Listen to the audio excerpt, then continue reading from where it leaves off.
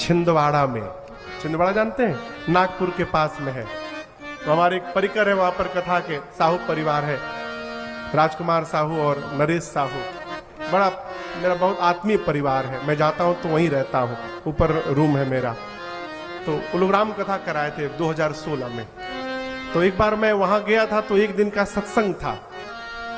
सत्संग हुआ नवधा भक्ति पर। फिर ऊपर जब कमरे में गया, एक माई आई मिलने मेरे से, आकर बैठी और प्रणाम करके, मां थी और मैं था, फपक के रोने लगी।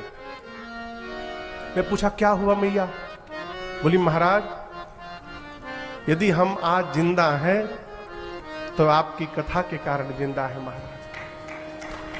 हम पूछे क्यों, ऐसे क्यों बोल रही हो? बोले महाराज, हमारा एक ही बेटा है, उसको पढ़ाने में हम लोग अपना सर्वस्व लगा दिए, उसकी शादी किए, दिल्ली में उसको जॉब मिला, नौकरी मिली।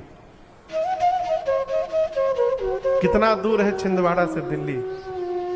3 साल से आया नहीं महाराज। हम बुलाते हैं तो आता भी नहीं, फोन भी नहीं उठाता है। हम और हमारे पति यहाँ रहते हैं, उनका अपना बिजनेस है।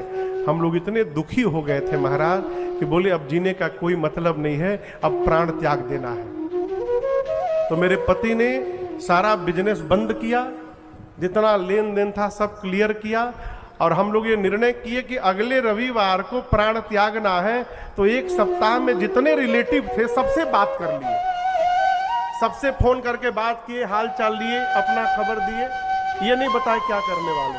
हम लोग निर्णय किए थे कि रविवार को रात को भोजन में जहर मिला के खाएंगे, खा के सो जाएंगे। रविवार के दिन सवेरे, उस समय अपने राम जी की कथा आती थी आस्था भजन पर, सुबह 9 बजे से 9:20 तक। बोली महाराज जी, सुबह हम लोग टीवी खोल के कथा सुनने बैठे कि आज सुन लिया जाए अंतिम दिन।